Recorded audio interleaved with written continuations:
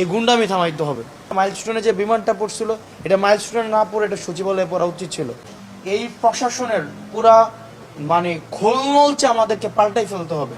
1 নম্বর room থেকে 202 নম্বর রুমে তারা চিঠি পাঠায় এবং এই চিঠিটা প্রথমে যায় হচ্ছে আপনার জিপিইউতে যায়। 201 থেকে 201 নম্বরে একটা রিকোয়েজিশন দিবে, ধরেন কিনবে, ময়লার ঝুড়ি কিনবে, তখন এটা চিঠি পাঠাবে, চিঠি যাবে জিপিইউতে, জিপিইউ থেকে এটা অ্যাপ্রুভ হয়ে আবার 202 নাম্বার আসবে, 202 নাম্বার আবার এটা জিপিইউতে পাঠাবে, জিপিইউ আবার 201 নাম্বারে পাঠাবে। অথচ তাদের সাথে তাদের চা খাইতেও দেখা হচ্ছে, মন্ত্রণালয়ে বাদাম এবং ফ্রুটস খাইতেও তাদের দেখা হচ্ছে, নিয়মিত তাদের কথা হচ্ছে, সোশ্যাল এনগেজমেন্ট হচ্ছে, তারা একসাথে মিলে ব্যবসাপাতিও করতেছে, তারা একসাথে মিলে পার্সেন্টেজ ভাগাভাগিও করতেছে, সবই করতেছে।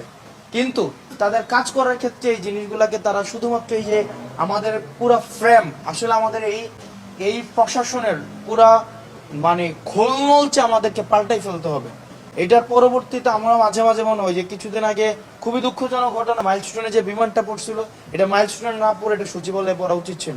এবং এই সচিবালয় থেকে যতদিন না পর্যন্ত আসলে আমাদের এটার যে পরিমাণ, এখানে সবচেয়ে বড় গুন্ডামি, সবচেয়ে বড় স্বৈরতন্ত্র সবচেয়ে বেশি হচ্ছে যারা যারা আমাদেরকে মানুষ মনে করে না।